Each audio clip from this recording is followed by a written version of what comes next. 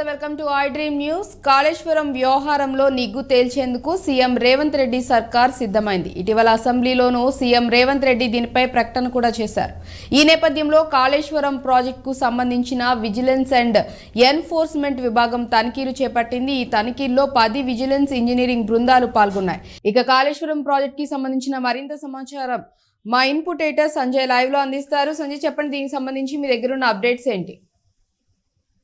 ప్రస్తుతం మొత్తం మీద రేవంత్ రెడ్డి ప్రభుత్వము అనుకున్నదే తనువుగా ఇప్పుడు జరుగుతున్నటువంటి కాళేశ్వరం ప్రాజెక్టులో భాగంగా మన జరిగినటువంటి మంత్రివర్గం ఉపసంఘం కూడా కాళేశ్వరం ప్రాజెక్టుకు సంబంధించినటువంటి విచారణ చేపట్టింది. గతంలో మంత్రులు పర్యటించడం జరిగింది. ఎక్కడైతే మేడిగడ్డకు సంబంధించినటువంటి పిల్లర్ కుంగిన ఘటనలో కూడా మంత్రులు సందర్శించడం జరిగింది. ఎప్పుడైతే రేవంత్ రెడ్డి అసెంబ్లీలో ప్రకటించాడో గత ప్రభుత్వము కాళేశ్వరంలో వేల కోట్ల రూపాయలు అవినీతికి పాల్పడ్డారు, వాళ్ళన్నిటినీ నిగ్గు తేలుస్తామనేసి ఎప్పుడైతే రేవంత్ రెడ్డి ప్రకటించారో అప్పటి నుంచి ఇప్పటి వరకు దూకుడు కాళేశ్వరం పైన దూకుడు పెంచిరని చెప్పుకోవచ్చు.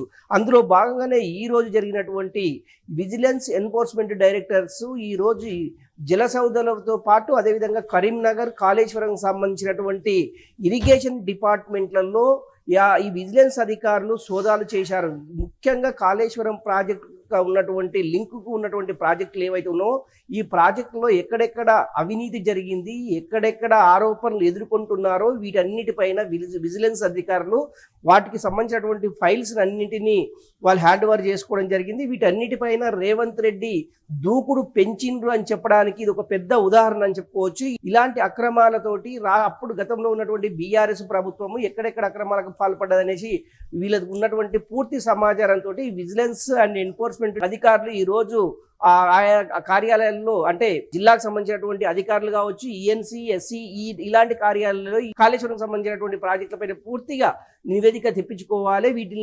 వీటిపైన ఎక్కడైతే ఈ విజిలెన్స్ అధికారులు స్వాధీనం చేసుకున్నటువంటి ఫైల్స్ అన్నిటినీ క్షుణ్ణంగా పరిశీలించి రాష్ట్ర ప్రభుత్వానికి ఒక సమగ్రమైనటువంటి నివేదిక సమర్పించాలనేసి ఇరిగేషన్ శాఖ మంత్రిగా ఉన్నటువంటి ఉత్తమ్ కుమార్ రెడ్డి ఆదేశించడం జరిగింది. అందులో భాగంగా అదేవిధంగా రేవంత్ రెడ్డి అంటే రాష్ట్ర ప్రభుత్వం తరపు నుంచి కూడా సిజేఎస్ని ఒక చీఫ్ రిటైర్డ్ జడ్జి తోటి విచారణ జరిపించాలనేసి జ్యుడిషియల్ రాష్ట్ర ప్రభుత్వం కోరినది. హైకోర్టు కూడా ఒక లేఖ కూడా అందజేశారు. రేవంత్ రెడ్డి పెంచినటువంటి ఈ దూకుడు వ్యవహారం ఏదైతే ఉందో ఈ దూకుడుతోటి గత ప్రభుత్వం అంటే బీఆర్ఎస్ కు సంబంధించినటువంటి కొంతమంది ముఖ్య నేతలతో కంటి మీద కునుకు లేకుండా చేసినటువంటి రేవంత్ రెడ్డి ప్రభుత్వం నిజంగా కూడా అప్పుడు బీఆర్ఎస్ లో ఉన్నటువంటి కేసీఆర్ కి సంబంధించినటువంటి అది మంత్రివర్గానికి సంబంధించి కావచ్చు, అదేవిధంగా అప్పుడు ఇరిగేషన్ లో పనిచేసినటువంటి అధికారులు కావచ్చు, వీటన్నిటికీ అంటే ఉచ్చు బిగించుకునే అయితే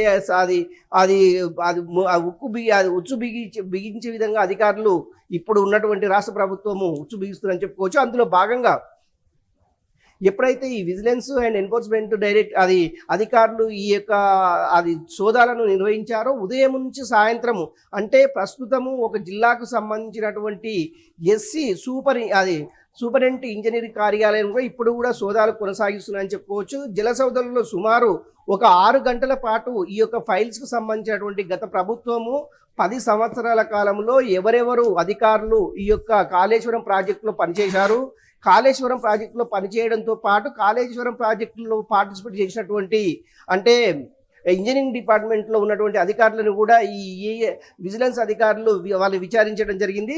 ముఖ్యంగా ఏంటంటే ఈ ఫైల్స్కి సంబంధించినటువంటి కాళేశ్వరం సంబంధించినటువంటి ప్రాజెక్ట్ సంబంధించినటువంటి ఫైల్స్ మిస్సింగ్ ముఖ్యంగా వీళ్ళని విచారించినటువంటి అధికారులు ఎవరైతే ఉన్నారో మిస్సింగ్ ఫైల్స్ ఎక్కడ తీసుకెళ్లారు, దానికి సంబంధించినటువంటి హార్డ్ డిస్కులు ఎక్కడ తీసుకెళ్లారు, నిజంగా హార్డ్ డిస్కులు మిస్సింగ్ వెనుక ఆంతర్యం ఏంటి, ఈ హార్డ్ డిస్క్ల వెనుక ఎవరెవరి హస్తం ఉంది అనే కోణంలో విజిలెన్స్ అధికారులు వీళ్ళని విచారించడం జరిగింది. అదే దాంతోపాటు కొన్ని ఫైల్స్ కూడా వీళ్ళు స్వాధీనం చేసుకోవడం జరిగింది.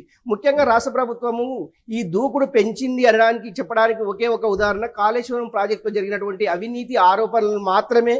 అప్పుడు జరిగినటువంటి కొంతమంది రిటైర్ ఐఏఎస్ కావచ్చు, ఐపీఎస్లు కావచ్చు, కాళేశ్వరం ప్రాజెక్టు అనేది ఒక వైట్ ఎలిఫెంట్. ఈ వైట్ ఎలిఫెంట్ తోటి అప్పుడు రాష్ట్ర ప్రభుత్వము అక్కడ వైట్ ఎలిఫెంట్ చూపించి వేల కోట్ల రూపాయలు దండుకున్నారనే ఉద్దేశంతో రేవంత్ రెడ్డి అసెంబ్లీలో స్పష్టం చేశారు. రేవంత్ రెడ్డి ఎప్పుడైతే అసెంబ్లీలో గట్టిగా అంటే అప్పుడు ప్రభుత్వం అవినీతికి పాల్పడ్డదని చెప్పిందో అప్పటి నుంచి ఇప్పటి వరకు ఈ యొక్క కాళేశ్వరం ప్రాజెక్టు పైనే అవినీతి ఆరోపణలు ఉన్నాయి. అవినీతి ఆరోపణలు ఎవరెవరు ఎటువంటి ఎంత పెద్దవారైనా సరే నిజంగా అవినీతికి పాల్పడ్డట్టయితే వారిని కఠినంగా శిక్షిస్తామనేసి రాష్ట్ర ప్రభుత్వం చెప్పగానే చెప్పింది. అందులో భాగంగానే విజిలెన్స్